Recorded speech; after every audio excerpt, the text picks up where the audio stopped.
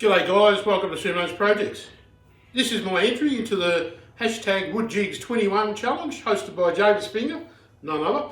And it's a fantastic challenge, and it's to make a jig of something that's probably a little bit different. Give it a go. This is something I really wanted to do for a long time, so I finally got it done, and I'll just explain what it is. It's a jig that flattens out boards, you know, that's comparative to the size of the thickness that you have. Mine's 330mm or 13 inch, so anything under that, you know, is going to be able to be flattened out by this jig. Other thing I've done here is I've got a bit of an extension in feed and an out feed, and that also helps to hold the longer piece, the sled, whatever you want to call it. And it's just a little design thing I came up with as I went. A lot of people have made them, so it's nothing really new, but it's just my take on it, and I'm happy it works. It works really well. So, want to see how I made it? Watch the video.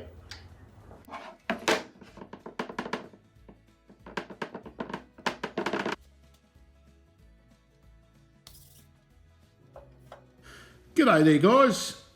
Making this jig has been on my list of to-do jigs for a long time, and it wasn't until James announced his WoodJigs21 that I bounced into action to make myself this sort of a flattening jig, which you don't need to have a jointer to be able to get a bit of timber flat. So first of all, I'm making up a bit of an in-feed and out-feed extension here. So pocket hole joinery just to get started, and this is the initial process, so doing that now.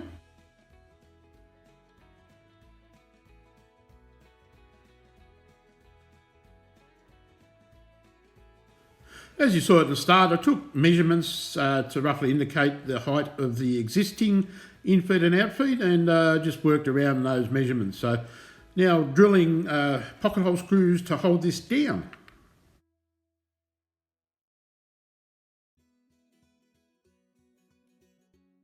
Well, as it happens to be, I didn't have this laying around, but it was standing up. A bit of MDF that was appropriately sized, which I was pretty, you know, happy with, because not always are things the way you want them to be sized. Anyway, so joining this on top with a few screws, and this will add as a really versatile and complete part to the extension of the in-feed and out-feed.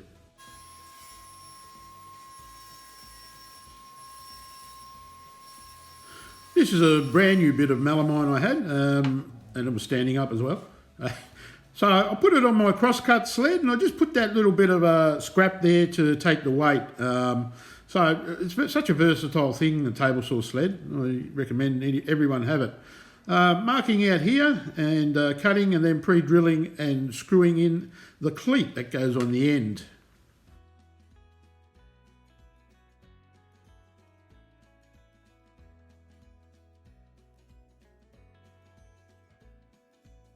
Just taking a moment out to thank James from Fixit Fingers for hosting this challenge. It's been fantastic. Prior to that, we had Victor from Down Under Woodworks host a challenge. I hosted one, a while back now.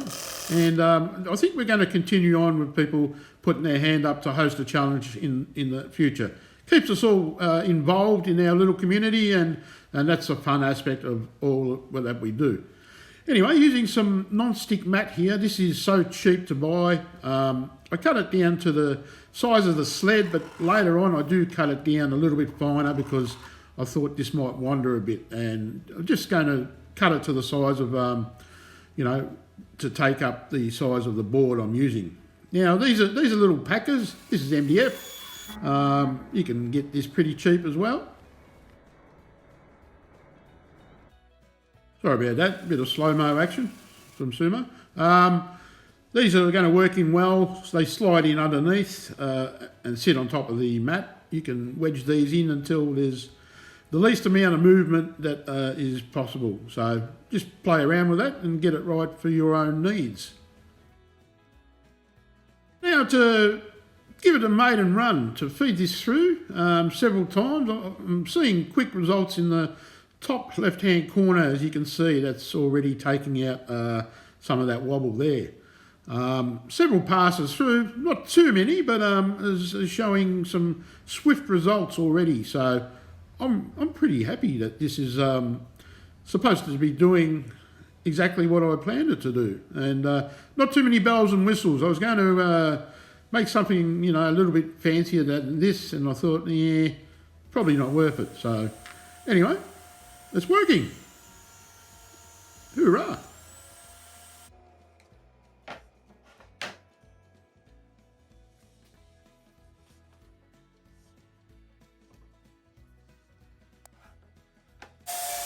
So flip the board over, clean it up on the other face. I'm still getting a little bit of snipe, but that's something I'll just have to work on, I think, because it's the way I feed it in and feed it out. But the result is there. It's flat on both sides, and I'm very happy. Thanks, James, for putting on this awesome challenge, and looking forward to many more to come. There we have it, guys. A very nice, easy, simple jig that will help you flatten boards out. You can make this in a matter of a Saturday morning in your workshop. Has a non-slip mat, ensures that the piece won't move, and also this cleat at the back. I made this sled just a little bit longer because off chance you're going to have some longer boards, as well as the greater increase of the in feed and out feed, which will enable you to run this piece through more efficiently anyway. So very happy to make this. It's one of the long-term shop jigs I was aiming to make, and I'm glad the challenge was brought up by James Fingers, the hashtag WoodJigs21. So thanks for watching, and until next time, hooroo!